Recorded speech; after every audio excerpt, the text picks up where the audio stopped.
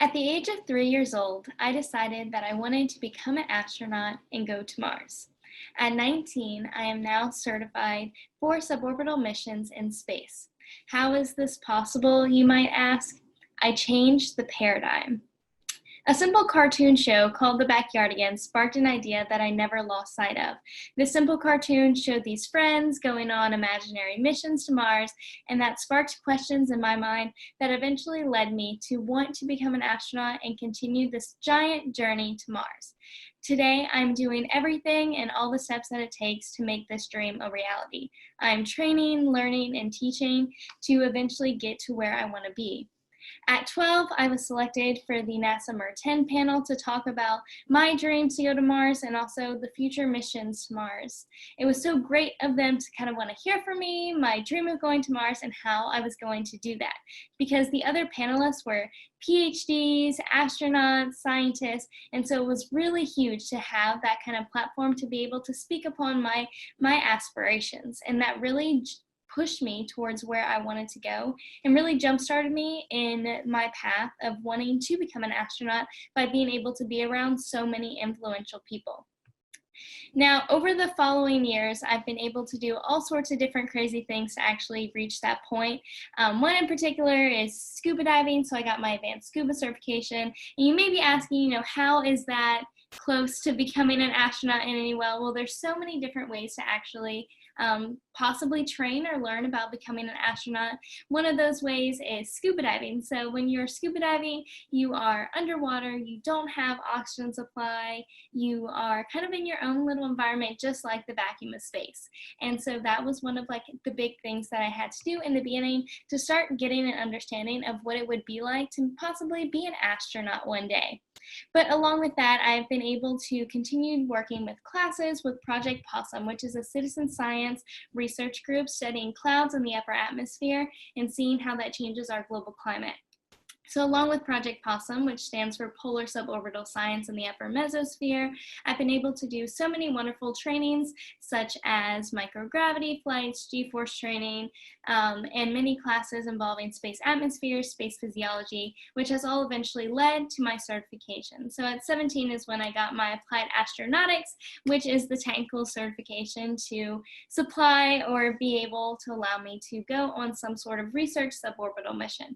But definitely it doesn't stop there, because always looking towards the future and wanting to continue to grow what I want to do and grow my resume to eventually apply to the astronaut selection process. So right now, my ultimate goal is just to continue working and continue through my education. So right now I'm studying astrobiology to eventually get to where I want to be, as well as continuing doing different things with Project Possum, as well as getting my instrument for my pilot's license and building on any skills that I think will be similar to what is needed to become an astronaut. There are so many different ways to actually get to that point. So basically, I'm trying to find what I think interests me and can connect to what I want to do. So I want to talk a little bit about what a paradigm actually is and how we can actually get to changing that, and how we can change actually the paradigm of becoming an astronaut or any career that kids are interested in, to be honest. So a paradigm is like a typical pattern or an example of something. It's almost like a model that most people follow. So for instance, if you're interested in becoming an astronaut, the paradigm or the model that we all take is that you have to go get your undergrad, you have to get your master's degree, possibly a PhD. You then have to have a few years of work experience. You have to apply to the astronaut selection process, do basic astronaut training, be selected for a mission, training for that mission, and then you can eventually go to space. So as you can see, it's kind of a lengthy process. However, why is that? Why is it that the youngest astronaut ever was 25 years old, and then the youngest American astronaut that we've ever had was 32? So astronauts are much older because of this long, lengthy process. So Why is it that we can't change that? Why is it that a kid who gets interested in something around 7 can't continue to work towards studying, building on those dreams and aspirations to eventually achieve that goal one day? Obviously, someone working through their undergrad to master's to PhD is about 8 to 10 years or so, whereas, if a kid is truly focused on one task, they can get to that point as well. So it could be possible that we could be having people go to space younger, which could also help with, their body being physically fit to actually obtain the difficulties of going and doing all of that. So in my journey, I have learned many lessons, but kind of today in this presentation, I really want to share 3 of them with you and being able to teach you guys how you can find your own dreams and you can change your own paradigms for whatever career you are interested in. So the first one is putting in the hard work. So I believe that each one of us is passionate about something and has a drive to actually achieve something or some interest. So finding that passion is really the first step, but after that is really putting in the hard work. So for instance, an example, there is a 16-year-old who his passion and his interest was rocketry. So with his interest in rocketry, he did as much as he could when he was younger. He started a rocket club. He started building as many rockets as he could from scratch, getting involved and start working as hard as he could. And today at 16, he has an internship at Johnson Space Center and a guaranteed job in the next couple of years. So putting in that hard work can really produce some really amazing opportunities. So if you have that passion already, if you have that interest, it's important to start putting in that hard work now. And if your dream changes along the way, that's okay as well. You can kind of shift that hard work into the next dream that you do have. So think about it, what can you start doing now to start putting in that hard work to achieve your dream? And what would that look like for the future? So the second point that I want to make is sacrifice. So obviously, whenever we are talking about achieving our own dreams, there are huge sacrifices that we kind of have to make along the way.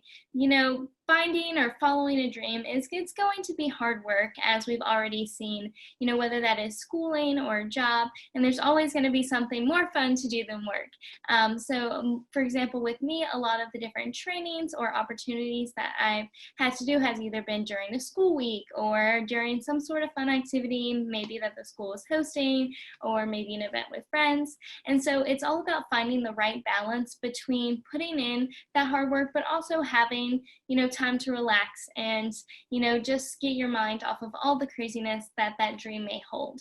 So finding that balance in terms of working as much as you can towards that goal, but also being able to give yourself time to relax. And sometimes that will involve sacrifices for certain things that you have in your life.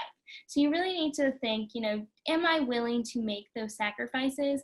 And am I ready to start putting this much time towards my dream to eventually make it a reality? The third point that I want to talk about today is to never get up. Never give up whatsoever. And I really like to talk about this because, I really wonder sometimes, when I was 3 years old talking about wanting to be an astronaut and go to Mars, it was definitely the absolute craziest dream I could have ever picked. At the time when I was young talking about being an astronaut, no one was really talking about Mars. It wasn't really an idea that someone would be going to Mars fairly soon, but I didn't really let that put me down. I continued thinking that I can still work hard, be an astronaut, and possibly go to Mars one day, and that hard work has kind of led me to where I am today. And luckily, through everything, now the mission to Mars is much more of a reality and much more possible, but also along in the journey, especially when the shuttle program ended for me, I had a lot of people discussing whether NASA was closed, if there were astronauts anymore. So when I expressed my thoughts of being an astronaut, everyone thought, oh, there aren't astronauts anymore, you can't do that. And so it's really important to never give up and to never let anyone take your dreams away from you, because if it really is something that you're passionate about, something that you're willing to do, you can put in that hard work, you can make those sacrifices to make it a reality. So I would definitely recommend not letting any sort of those struggles really get you down. If it is something that you're passionate about and want to do, you should really keep on working towards it. And speaking of changing the paradigm, the goal is that we can make jobs that appear impossible actually a reality. In terms of the space industry, there are new jobs being developed every single day, and especially as technology grows, it is constantly changing. So there are so many job opportunities for you guys to get involved in and for you guys to continue to learn about. A few examples, I guess, from my standpoint of what's going on in space. So if you are interested in space, it could be something to look at. But in the space industry, there's a lot more than the basic engineers, scientists, the ones that you may think of.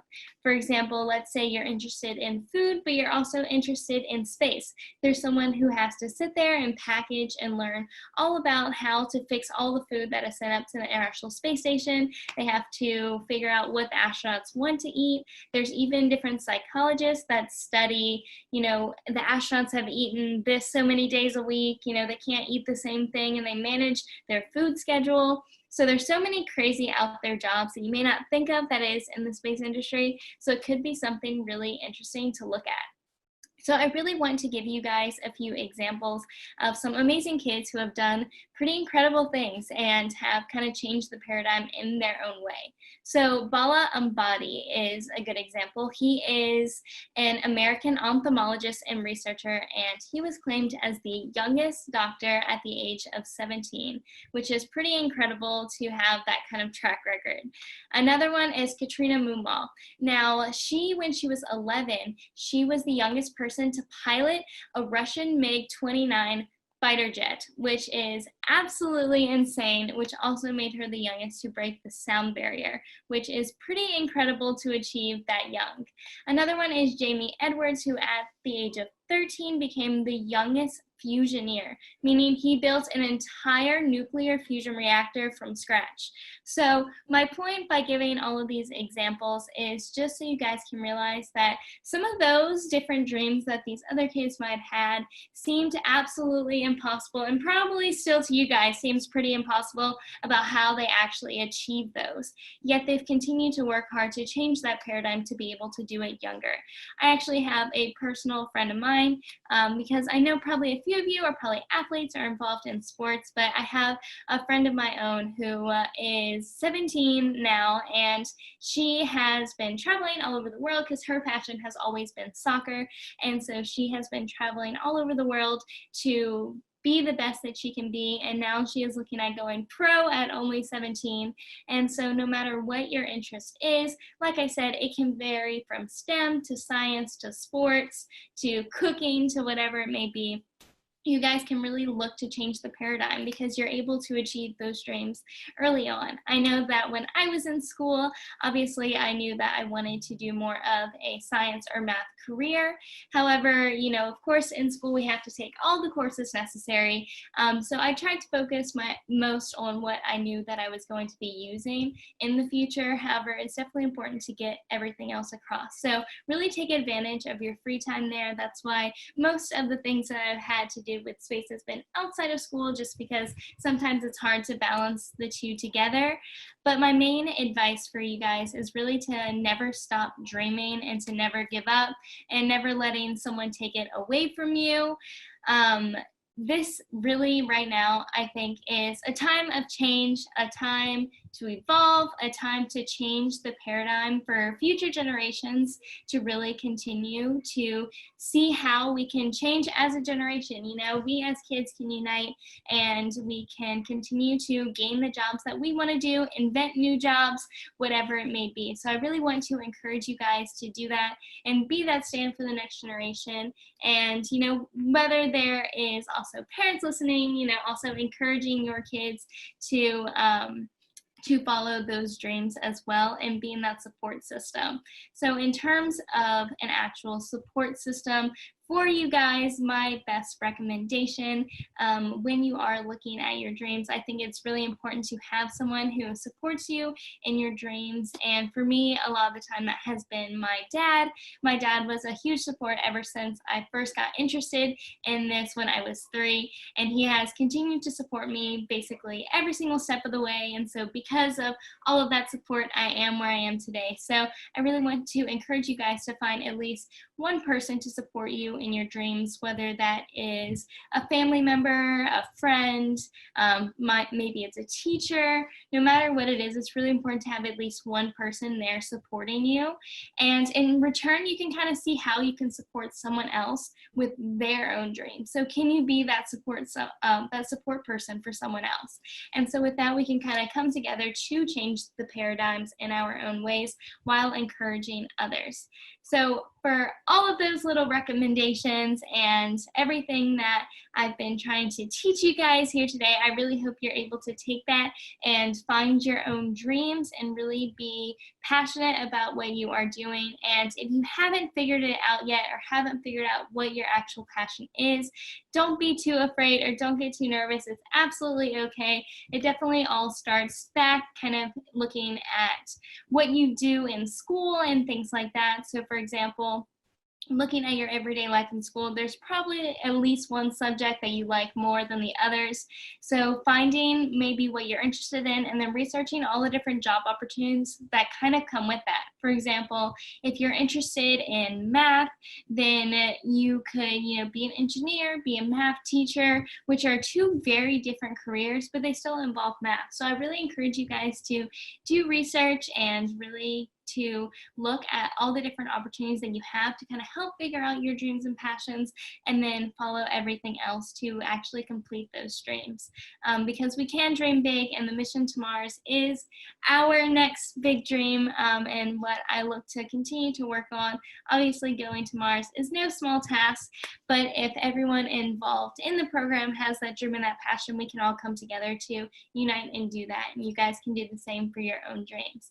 So really, just follow those dreams. I want to encourage you guys, and thank you so much for listening to my conversation with you guys. Thank you.